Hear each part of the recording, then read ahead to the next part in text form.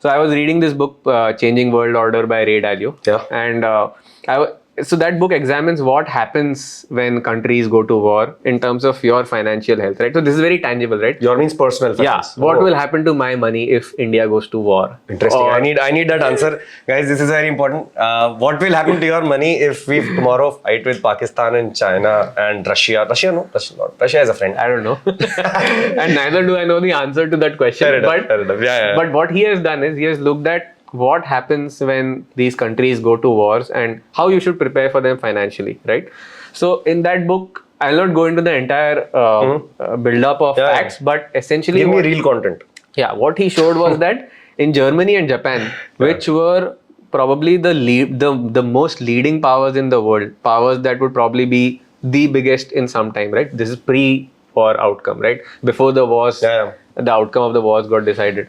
People in the stock markets, 10 years on, they had lost all of their wealth. And why? Because when wars start, typically governments do capital controls. So you are not able to redeem your stocks.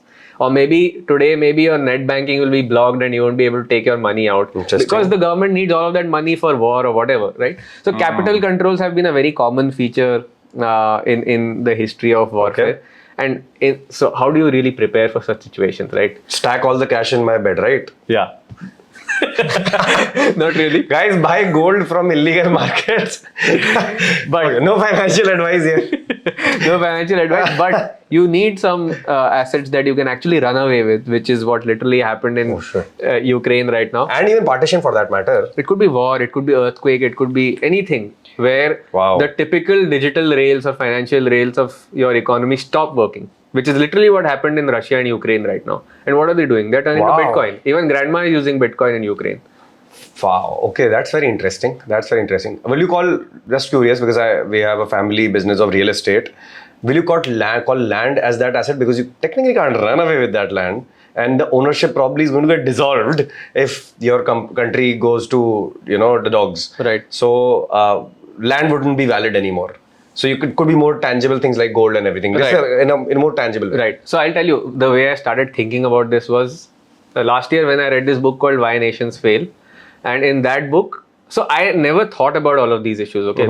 I recently started... talking about, I can show you my Amazon wishlist and like these names are there and I'm feeling so guilty. I haven't picked them up yet. You should. So in that book, he has spoken about, this is not the main theme, but he has spoken about how in Argentina, inflation has always been 70%, 90%. The currency has collapsed probably twice or thrice. I don't know the exact number. But there are so many times when common people's wealth has totally been destroyed overnight. You imagine, you have worked your ass off for 10 years. That's not okay. And then after that, overnight your wealth is gone because of inflation. The government has inflated away your money. What will you do? You have no option. So that's when I started thinking of hard assets. And gold is a hard asset. Inflation-proof assets. Not inflation-proof, but at least... So there are a lot of angles to this. So then what I thought was, earlier I used to think that real estate is a bad idea from an investment perspective. But then I felt that, if there is confiscation happening or if there are these stock controls that happen, at least having your wealth stored in the form of real estate is at least something. Your digital accounts can be blocked or taken away, but at least that piece of real estate. And now I see why people who are gung-ho about Bitcoin are so gung-ho. Like they are all in it. That Bitcoin is the shit. Is the belief that the entire crypto community evangelists have. And now that you mentioned that, this has been a feature of history. And I've asked this question to so many people in the crypto world that, it's all cool. Yes, it's highly secure. But why do I need it? I've asked this question multiple times and I've never honestly gotten a very satisfactory answer. It's probably because people haven't brought out this point that, hey, why don't you look at the history?